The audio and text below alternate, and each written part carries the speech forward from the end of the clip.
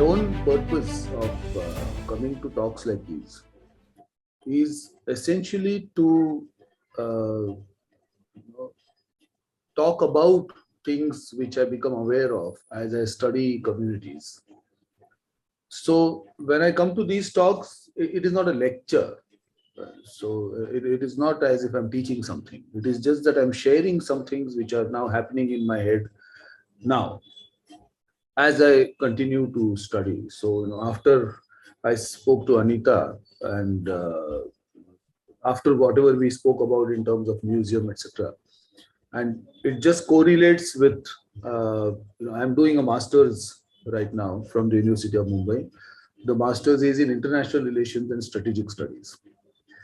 And while I am doing that course, I realized that the one area, one border where as a strategic location as well as in terms of international relations and strategic studies, we have simply ignored is the coast.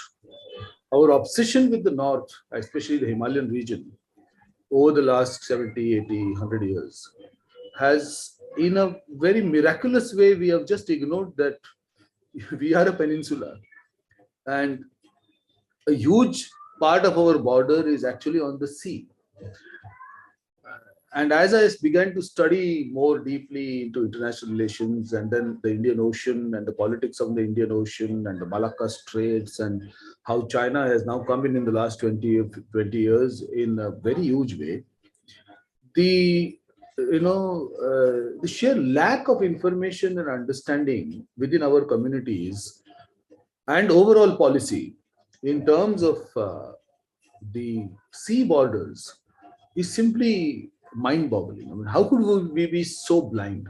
It's something that I cannot even begin to explain. Of course, it is an obsession on the north and the northeast and the Himalayan kingdoms. But as I look at when I spoke to Anita and these lectures I've been attending on strategic studies, etc., and working on the sea coast, especially the sea coast, because this particular department is located in the University of Mumbai. And international relations in India has been driven, I will not even say largely, it has been exclusively driven by the Delhi ground. It is only now in the last maybe 5 or 10 years that the ground is shifting to the southern part where you have international relations being studied. So these two or three things in my head are beginning to kind of come together. And one of the very interesting points which when we talk about this whole thing about the border, the whole 2611 narrative, where you had people just taking a boat and coming to your shores and hitting at you in some hotel, simply knocked all that we could think of in terms of defense strategy, whatever we could talk in terms of, we were just flat on our face. It was a big wake-up call that we have not really looked at our world very carefully, as carefully as we should have. Of course, never too late, as you could say, hopefully. But my way of looking at the Kolis today, when I started in 2004, that was the first time I began to do this study. And in 2009, I did an ethnography. I've done ethnography twice with the Kolis. One was at the Worli village, and the other was at the Ekvira temple, where the Worlis go every now and then. You will find the Kolis going to the Ekvira temple, which is located at Lonavala. So we did an ethnography there to try to see what are their worship patterns. And we were looking at this connection between livelihood and changing worship patterns. Because we discerned that if we study the way the Kolis worship patterns have changed, we begin to see some very important aspect of their struggles with their livelihood.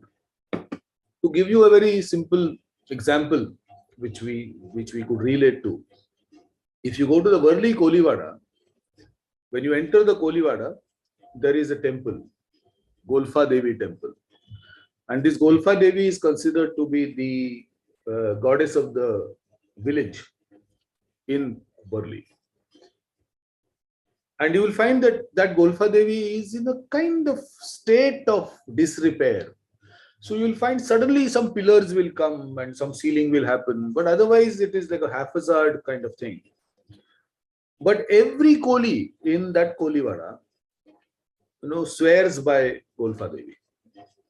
Yeah. But you will find that the temple is in a various stage, it is in various stages of disrepair, disregard, etc. And then when you walk up that road, you will come to a Sai Baba temple. And that temple is really doing fantastic.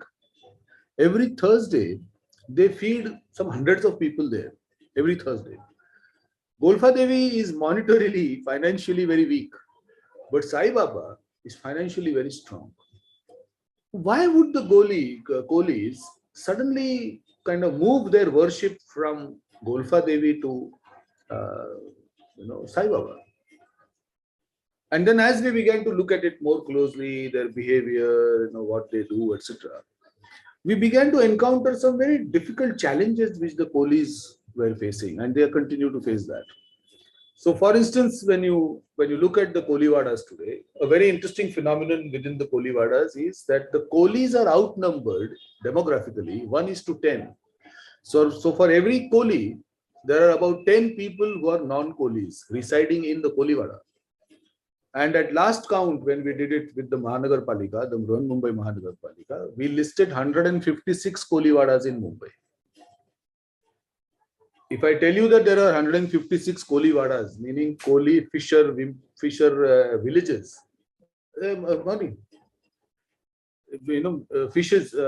fishing villages, then you might wonder, where are they? Because when you are traveling in Mumbai, you wonder, where is the sea? And then you ask a Koli just a generation away and they tell you, well, we used to go by boat from Worli to Dharavi. And today you can't imagine a boat going from Worli to Dharavi. And this is a very important change which has happened in the demographics. So if in the kind of democratic system, parliamentary system that we are working in, if we are going to look at a particular community which is outnumbered demographically in its own region 1:10, what are the chances that a Koli will come into power in that constituency? The chances are a non-Koli will determine the Koli's future. It is as simple as that. No complication here. So you might ask, well, who got these people? Well, the Kolis themselves got them in. And the reason why they got them in is because the fish wasn't enough. So when the fish wasn't enough, they got people on rent. And when the migrants came on rent, now they have been settling there for almost 30 years, 40 years. There are people living in the Kolivadas for almost 50 years, 40 years. And it is as much home to them as these people. So in the Worli Kolivada, they cannot now celebrate the way Holi was celebrated 20 years ago. Because the non-Kolis reinforce the rule that after 10 o'clock, no noise. But the normal Koli, his festivities begin after 10 o'clock. And they go all till 9 o'clock to 3 o'clock in the morning. But now they can't do it. So they have to readjust their entire life, which is from everything to everything. I can give an example of Mulund Kolivada. When you enter that Kolivada, you will find buildings. So these buildings came up under what is called the slum redevelopment SRA schemes. Now, when you enter that Kolivada, you will find buildings. From the exterior, there are buildings, 3-storied, 4-storied buildings. But you will find a very interesting phenomenon. The staircases do not have railings. They're open staircases. So they don't have that railing on the side. So you wonder that, hey, what about safety? They say, no, it's not about safety. We are used to living like a community. And we were horizontal. And now you have made us vertical. We can't live without talking to our people. Once you make us vertical, how can I talk to that guy who was my neighbor? So he was like this, and now you made it like this. So to facilitate that, the entire building does not have railings. They keep talking. They sit on the staircase and talk to each other vertically now. And they cook. And they share the food. So they are living in a vertical structure, but they are in their head, they are still in a horizontal world. And the whole building belongs to everybody. And the children, one of the Koli women was telling me, oh, my child doesn't eat at my house.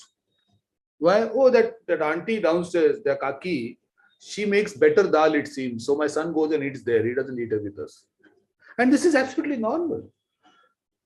These are very important changes which are processes beyond the control of the community. These are processes of urbanization, these are processes of globalization and all kinds of things.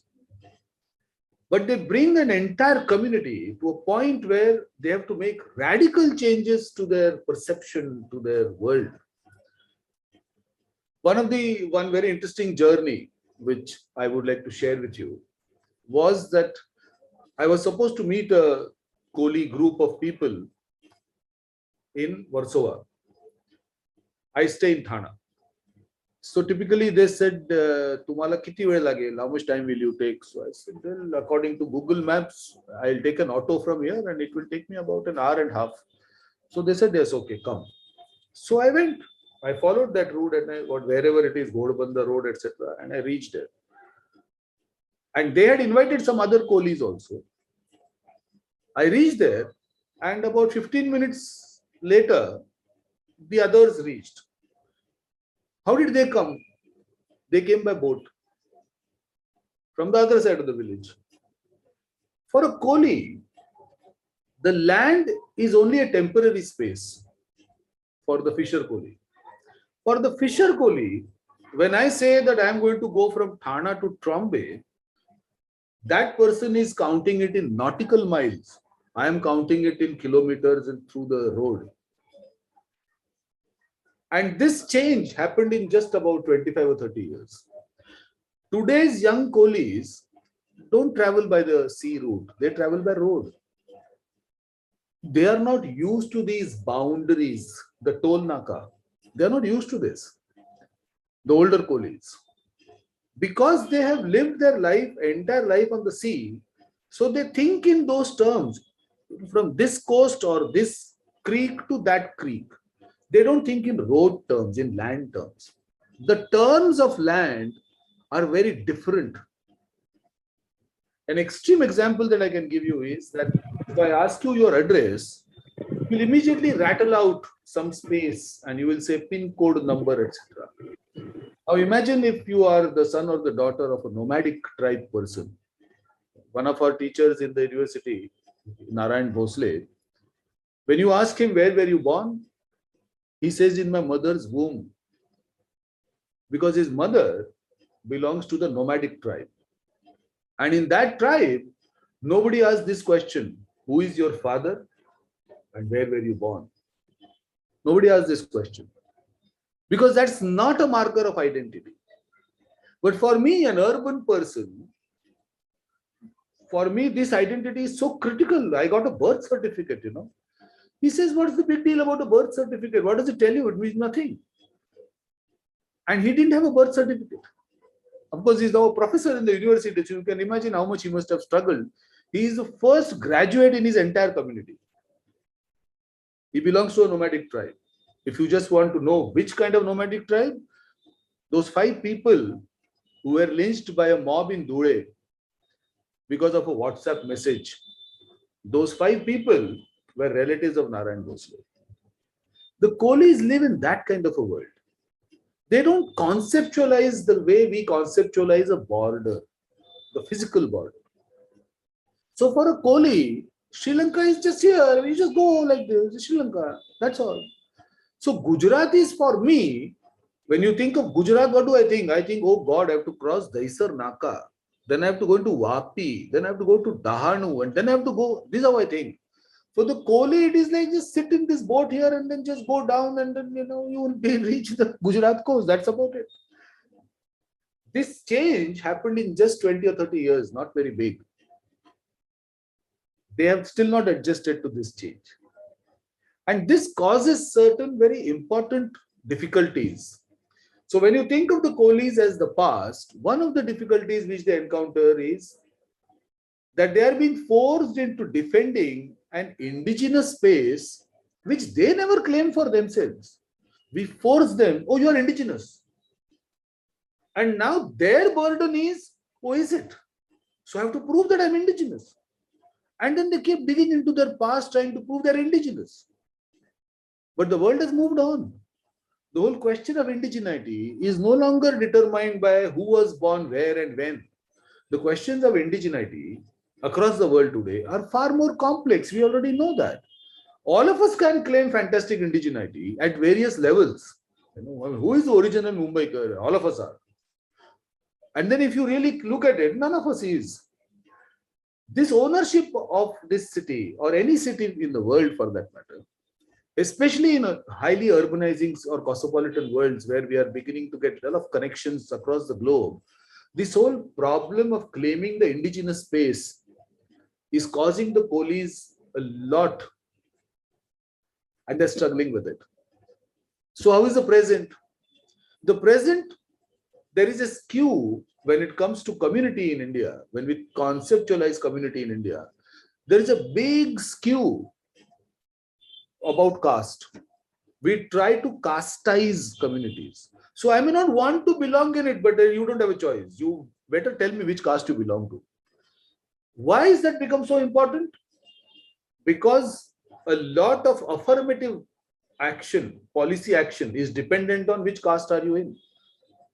The problem is that close to 35% of Indians communities are casteless, and the Kolis are one of them. They're tribals. They don't have a caste.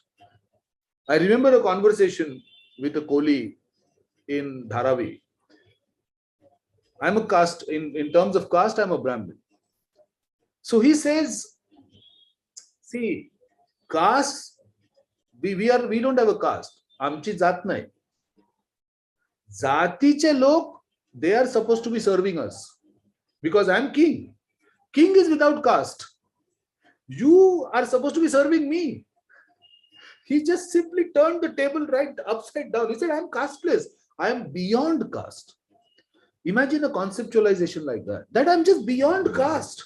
You are the fellows who have a problem with caste. Of course, this was a 75, 80-year-old Koli. The younger Kolis are trying to fit into a caste system or a caste order because it is not a system. But they're trying to fit into the caste hierarchy in some place. And where do you think they're going to fit in? They can't possibly fit at the top. They'll end up fitting at the bottom, and then they keep looking at the scraps. And there are so many Kolis who are too proud to say, I don't want to be part of this. But if they are not part of this, the government jobs elude them. They become elusive. That, oh God, how will I get my jobs? Because there is no fish available. And this queue of caste is causing serious problems for the police to maneuver or manipulate their own existence within that space. It is a big challenge for the police. Look at what is a community. The community is about people. But these people are not singular. There is a very famous case before the Supreme Court. It is called Patil and Patil versus the government of India. Very famous case. And that case has very long-term implications. To just give you a kind of understanding of that case, I can give you an example of my own colleague in my department, Prasad Thakur. Prasad Thakur is a tribal. His father also is a tribal. The problem is, if I tell you, prove your caste, and I don't accept your father's caste, how will you prove that you belong to a caste? How will I ever prove that I'm a Brahmin? Do I really have knowledge about Brahminism? Not much. And the whole idea is that so many people would like to exit their caste. They don't want to be in that caste which they have been assigned. They would like to be in another caste because maybe reservation, maybe affirmative action, maybe low status or whatever. And this struggle, so the magistrate who was looking at this case of Prasad Thakur and his father, he was saying, well, tell us something about your caste. He says, I know nothing because I'm not a tribal living in the jungle. I'm a tribal living in an urban space. Prasad Thakur's father happens to be the head of Marathi in the Shivaji University in Kolhapur. If you tell him, prove your caste or that tribe, how on earth is he going to prove it? Because he's completely urbanized now. But does that mean that he does not have those problems which the social education economic problems which come because of belonging to a particular community, they are there, but he is unable to claim his space. The reason is that we all live in multiple communities at any given point, and the Kolis are beginning to see themselves looking at multiple communities. Communities are also nested within each other. So there is a community inside a community inside a community. If you go to Worli, there will be those who say, oh, I am originally from Raigad. Oh, I am a Son Koi. I am a Suryavanshi Koi. I am a Mahadev Koi. And then you have to keep looking inside, which one are you? Are you Mahadev, or are you Suryavanshi, or are you Son Koi, or are you just Koi? And you have all kinds of complications. One of the Koli groups that I know within Kolivada is a completely vegetarian group. They do not even touch alcohol. You will find nothing Koli about them which is in the popular culture. You will not find nothing because they are all bhakta of Datta, and Datta doesn't allow all this. I know Kolis in Trombe who are bhakta of Ramdas. So they read the Dasabodh. They know the Dasabodh better than any Brahmin I know. But if you tell them in terms of popular culture representations of Koli, they wouldn't fall in that space at all. So we are nested within each other. All communities are like that. All communities are formal and informal institutions, and all communities are organized in different ways. And the Kolis are beginning to see the tension from urbanity, urbanization, cosmopolitanism. All of these tensions are beginning to take them away. And the core of this is loss of livelihood. Their ability to negotiate or fight this space has become very narrow. And therefore, we look at community as a unit of study and policy making. Because we know that just as human beings, I am also a psychotherapist, and my training is in Indian psychology, Aurobindo and those kind of works. When I look at individuals in psychotherapy, I know that no therapy can happen, even if it is physiotherapy. No therapy can happen without the client willing to get into self-work. It is not like medicine that you got a headache and I give this medicine, headache goes. Therapy requires the client to be willing to work on themselves. That is critical in therapy. The same applies in community psychology. That can we get the communities to work on themselves? We can't change their lives by external policy making. Some bit, yes. You can make a road through something and then connect them somewhere here. You can give them mobile phones, etc. But if you want any community to really work and make a change for themselves, the self-work is important. And this self-work is in areas of language, expression, culture, food. I can give you an example. Very recently, about 4 months ago, 6 months ago, a group of Koli people, they got together, they invited me, and they said that we are going to ask for some land in Worli. The Mahananda dairy, they were supposed to be asking for some land for the Koli community. So they said, what can we do in this land, etc. The consensus was, we'll have a culture center. So they looked at me, they said, what do you think? So I said, what will you do in a culture center? In a culture center, the community will simply make itself into a presentable commodity for people who are not from the community. So you are going to put up your women in so-called traditional clothing and parade them. You are going to put up your men in so-called traditional clothing and parade them. How many Kolis wear a surka today? They wouldn't. They want to wear jeans. They want to wear a three-piece. Why should they wear a surka? But now it is a cultural center. So I'm forcing a woman who has now learned to come out into the world to go back into wearing a dupatta or whatever, cover her face, because now I'm saying, show your tradition. But why am I pushing them back into tradition? So I argued, I said, instead of a culture center, why don't you say that we would like to do an indigenous people study center here? And you head it. So when I said that, all of those people said, sir, तुम्ही म्हणता ते आम्हाला कळतं, आमच्या लोकांना नाही कळणार. They said that what you say we understand, what तुम क्या बोल रहे हो हमें समझ में आ रहा है, लेकिन हमारे लोगों को समझ में नहीं आएगा. For them, culture center is achievement. What I'm trying to tell you is that there are some very interesting, serious issues which are happening within the community as a unit of study, as a unit of a psychological making. What can be done here and what needs to be done? The future, according to me, when I look, I study two communities. One is the Koli community and the other is the Vishwakarma Panchal community. Those are the two communities I study. Those are my study areas. In both communities, when I look at them, the one factor which I find very critical for all communities is the need for a narrative. A narrative that is located within the community. So I may start eating fish, I may start cooking fish, I may start doing fishing, I may do all this, but I am still not a Koli. The story must come from inside the community. And unless we empower the community in knowledge terms, there is this very interesting field of study. It is called epistemological injustice.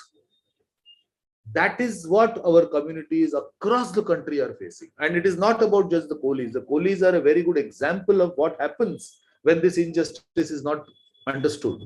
But all our communities, including the Brahmin community or any one of your communities, we are all facing an epistemological injustice. The reason is that you tell me about your community rather than me telling myself about my own community. So there are all kinds of people telling the Koli how the Koli should be. But why isn't the Koli saying what he wants or imagines that Koli community to be? There is no voice.